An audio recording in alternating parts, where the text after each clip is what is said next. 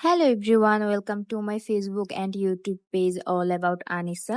তো আজকের ব্লগে দেখতে পারবা তোমরা আমার অনেক বেশি খাওয়া দাওয়া ঘোরাফেরা অ্যান্ড শপিং ব্লগ। বলতে না বলতেই চলে আসছি সীমান্ত সোমবারে, যেখানে লিফটটা এত ছোট যে আমারই জায়গা হচ্ছিল না, আর স্পেশালি কোনো ড্রেসই তেমন ভালো লাগছিল না। অপশনে তাও কিছুটা রেখেছিলাম।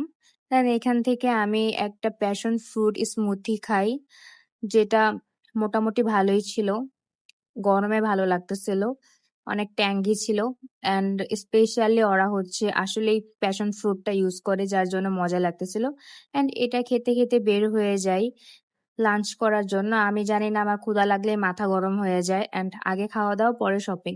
সো পেরিয়ানির অনেক ব্লগ দেখতেছিলাম, এখানেই চলে আসছি যেহেতু ধানমন্ডি গিয়েছিলাম।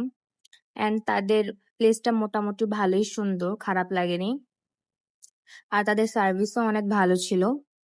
অ্যান্ড গিয়ে একটু তোমাদের জন্য ভিডিও নিচ্ছিলাম, যাতে তোমরা দেখতে পারো কতটুকু সুন্দর।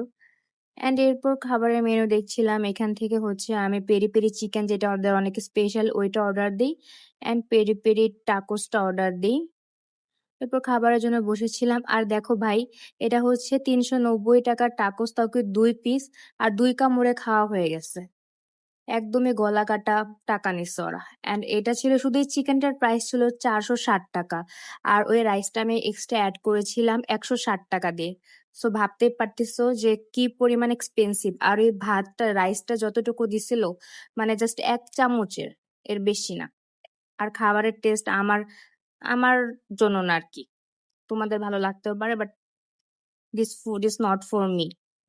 সো যাই হোক, এখানে আমার অনেকগুলা টাকা আমি পানিতে ভাসায় দিলাম।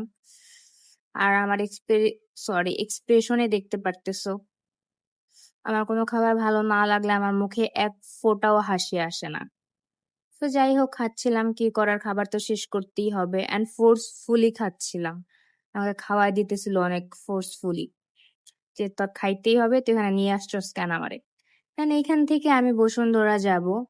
সো রিক্সায় করে বসুন্ধরা যাচ্ছিলাম, এই তো চলে আসছি। অ্যান্ড এখানে আমি একটা অনেক বড় ডাব নিই, অনেক বেশি বড়, যেটা শেষই হচ্ছিল না। কান্না এসে পড়তেছিল লিটারেলি, যে ভাই তুই শেষ হ। আর এটা খাওয়া শেষে এটার ভেতর অনেক বেশি শ্বাস বের হয়, মানে লিটারেলি এটা জাস্ট এক এক পিস ছিল, অনেকগুলা শ্বাস ছিল। এটা আমি বাসায় নিয়ে আসছি, খেতে পারি নাই দীঘা। দেন এই তো বসুন্ধরা চলে আসে। আর এখানে আমার আরো বেশি ড্রেস পছন্দ হচ্ছিল না। সো কিছু করার নেই, আমি আবারও খাওয়া দাওয়া শুরু করে দিই। এখানের সুইট কর্নটা আমি এখানে গেলে খাই, কারণ আমার সুইট